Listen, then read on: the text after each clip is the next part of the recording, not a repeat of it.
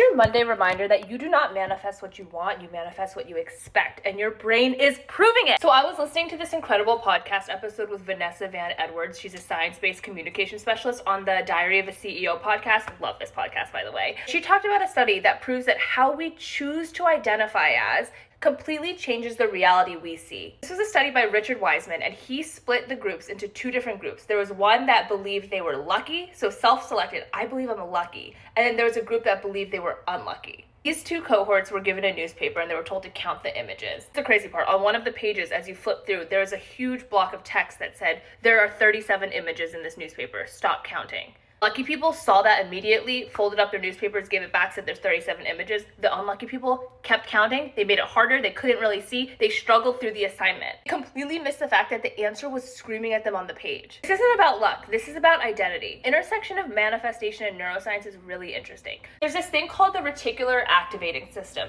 the RAS, which basically filters out what you notice. Catches it only shows you what matches who you think you are. You don't actually have to be this person. I think a lot of times, like when it comes to identity, we're like, but am I confident? Am I lucky? It actually doesn't matter whether or not that is empirically true. It just matters if you think it's true.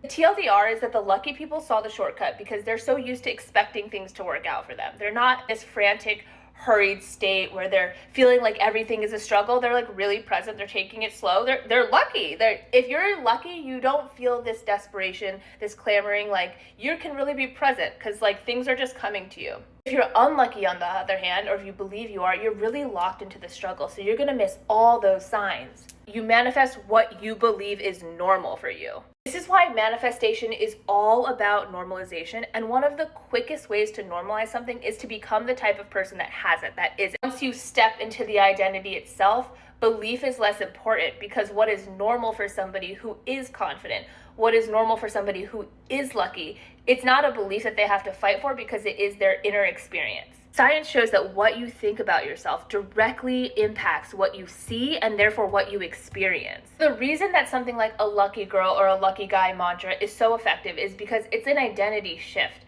And so when you step into that identity, you take it on, you start to say, hey, yeah, I am a lucky girl. Hey, yeah, I am a lucky guy. From that new identity, you will be self-selecting differently. When I started trying to be the luckiest person I knew, when I started trying to say the lucky girl mantra, it felt so fake.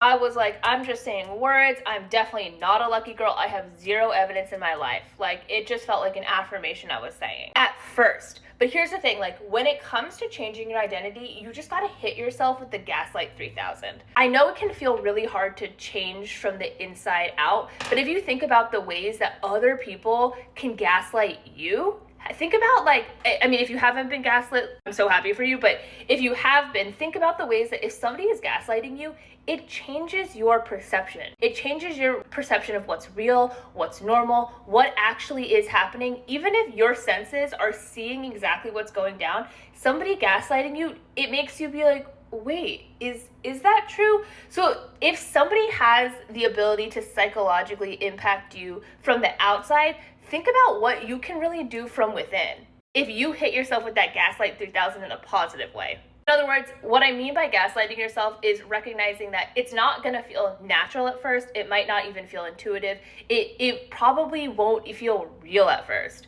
But you don't have to keep reacting to all of those feelings and that discomfort of changing. Those negative feelings aren't some truth. They're not some meaning beyond you're stretching, you're growing, you are transforming. Anytime like a caterpillar is coming out of a chrysalis, like it is not comfortable. Like it's gonna like, tick, tick, tick. I don't know if that's actually the thing, but you know what I mean? Like that visual of like, it's just like it's not gonna be this like fluid, like blah.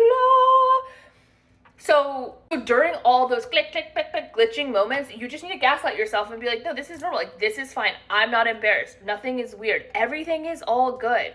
This is who I am. I'm the luckiest person I know. If someone can make you question your reality, you can certainly submit to yourself. A lot of us, especially if we're starting on the journey, it's like you don't mistakenly become great at manifesting. You work at it from the knowledge that your mindset is something that you can master. Because anything that's mind fucking you, the call is coming from inside the house. Therefore, you don't need to pick up. Actually, I take it back. You should pick up and you should say, sorry, I can't hear you over the sound of all my blessings right now. If you expect opportunities, your brain will show them to you. If you expect that life is hard, you assume that life never works out for you, your brain is always going to hide the shortcut. So you're not waiting for a breakthrough. Your reticular activating system just hasn't been trained to see it. Really good news, because you can always train your brain. Neuroplasticity, you can always rewire new connections. There is no limit to how much transformation you can do inside your mind when you are committed, when you are patient, and when you are loving. When you are relentlessly making room for the inevitable glitches, the inevitable awkward moments, the inevitable ways that you're going to be saying affirmations, thinking affirmations, trying to take on a new identity that is different from the one that you are. So therefore, it is not going to feel like a walk in the park when you're starting out. Seeing where your limiting beliefs are, seeing where you actually have disempowering assumptions about yourself. Me as proof. For the longest time, I did not identify as a lucky person. I had nothing to point to even believe that I was lucky. Only when I decided I'm gonna hit myself with the Gaslight 3000. I'm just gonna flood my brain with this belief that no, I am the luckiest person I know. That is now true. In 1 month of being on TikTok, I got over 10K followers. By age 26, I was making 6 figures a year. When I moved to California, fresh out of college with my ex-boyfriend, we landed at a place 11 streets from the beach, Santa Monica Beach. Take it from me, manifestation isn't magic, it is perception trading. Because the only reason that we're manifesting is for the result, right? So if you're like struggling to think like, yeah, but like, is it real if it's just me changing my perception? It doesn't matter, because you're gonna have the outcome that you want. You're gonna have that wealth, you're gonna have that beauty, you're gonna have that lover, you're gonna have that career, whatever you want. The most effective means is to believe your way there by taking on the identity of the person who has the life you want. One of my favorite quotes from Mitch Horowitz, he's a New Age writer, is the common denominator in all placebo experiments is hopeful expectancy. Belief is the fee of actualization. We're all looking for proof this is working, proof that my mindset changes are going to be reflected in the outer world, that my inside is affecting the outside. We keep looking for signs, but what if the sign has already showed up and you just weren't the person who could see it? Moral of the story is your reticular activating system is rigging the game, but the good news is you are the dealer, which means the odds were never against you. Your brain just made you think they were. All you need to do is flip the script and watch the odds turn ever in your favor.